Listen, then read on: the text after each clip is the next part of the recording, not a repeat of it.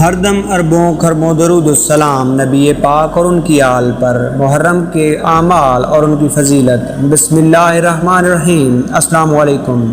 Historical world T V YouTube channel کی طرف سے خوش آمدید۔ امید کرتا ہوں آپ سب لوگ خیریت سے ہوں گے۔ اللہ تعالیٰ اور اس کے رسول کا پیغام دنیا کے تمام مسلمانوں تک پہنچانے میں ہماری مدد کریں۔ اس چینل کو خود بھی سبسکرائب کریں اور آگے شیئر کریں۔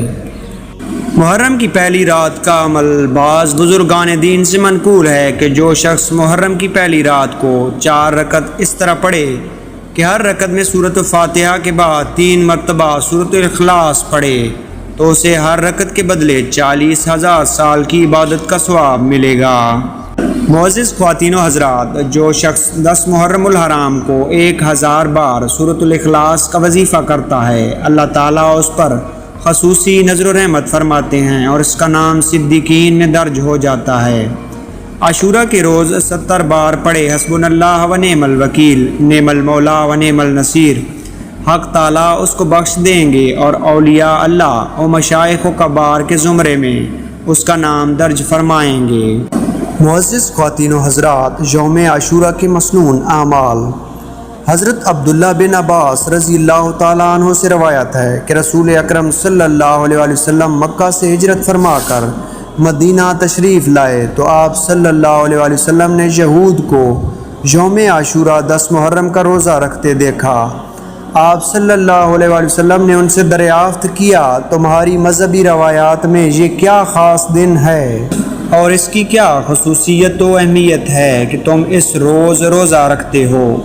انہوں نے کہا، ہمارے ہاں یہ بڑی عظمت والا دن ہے۔ اس میں اللہ تعالیٰ نے موسیٰ علیہ السلام کو اور ان کی قوم بنی اسرائیل کو نجات دی تھی اور فرعون اور اس کے لشکر کو غرق کیا تھا، تو موسیٰ علیہ السلام نے اس انعام کے شکر کے طور پر اس دن روزہ رکھا، اس لیے ہم بھی ان کی پیروی کرتے ہیں اور اس دن روزہ رکھتے ہیں۔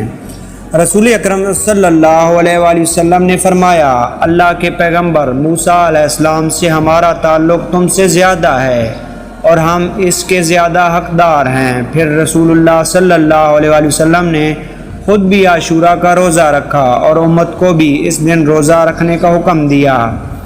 آپ صلی اللہ علیہ وآلہ وسلم نے یہ بھی فرمایا کہ مجھے اللہ سے امید ہے کہ اس کی برکت سے پہلے 1 سال کے گناہوں کی صفائی ہو جائے گی۔ حضرت عبداللہ بن عباس رضی اللہ تعالیٰ عنہ سے روایت ہے کہ جب رسول اکرم صلی اللہ علیہ وسلم یوم عاشورہ میں روزہ رکھنے کو اپنا اصول و معمول بنا لیا اور مسلمانوں کو بھی اس کا حکم دیا تو بعض صحابہ اکرام نے عرض کیا، یا رسول اکرم صلی اللہ علیہ وسلم، اس دن کو تو یہود بڑے دن کی حیثیت سے مناتے ہیں اور گویا کہ ان کا قومی و مذہبی شعار ہے، اور اس خاص دن ہمارے روزہ رکھنے سے ان کے ساتھ شباہت ہوتی ہے، تو کیا اس میں کوئی ایسی تبدیلی ہو سکتی ہے جس کے بعد شبہات والی بات باقی نہ رہے؟ تو آپ صلی اللہ علیہ وسلم نے اس بارے میں ارشاد فرمایا کہ انشاءاللہ جب اگلا سال آئے گا تو ہم 9 کا روزہ بھی رکھیں گے۔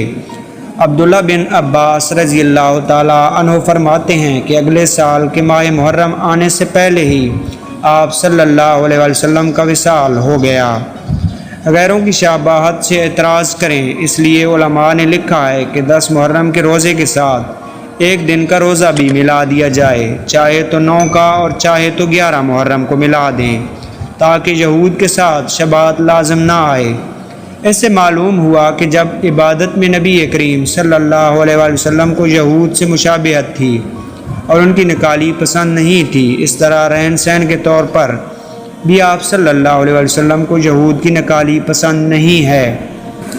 اللہ تعالیٰ سے دعا ہے کہ وہ ہمیں قرآن مجید کی تعلیمات اور نبی کریم صلی اللہ علیہ وسلم کی سنت پر عمل پیرا ہونے کی توفیق عطا فرمائیں اور ہم پر اپنا خصوصی رحم و کرم عطا فرمائیں اور ہمارے صغیرہ و کبیرہ گناہوں کو معاف فرمائیں، آمین یا رب العالمین۔ السلام علیکم ورحمۃ اللہ وبرکاتہ۔